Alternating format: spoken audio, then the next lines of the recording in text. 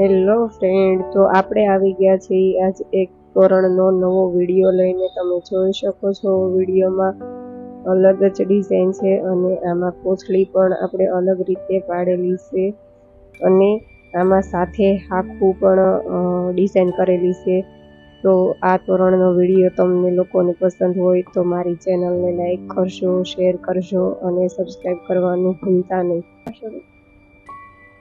તો આ તોરણ મેં ફૂલ સાઈઝમાં બનાવેલું છે, એટલે આની લંબાઈ મારે 3.5 ફૂટની છે અને આ શાકની પણ મેં તેની માપની લંબાઈ રાખી છે 3.5 ફૂટની. અને કોથળી તમે આની જગ્યાએ તમને અલગ પસંદ હોય તો તમે એ પણ કરી શકો છો.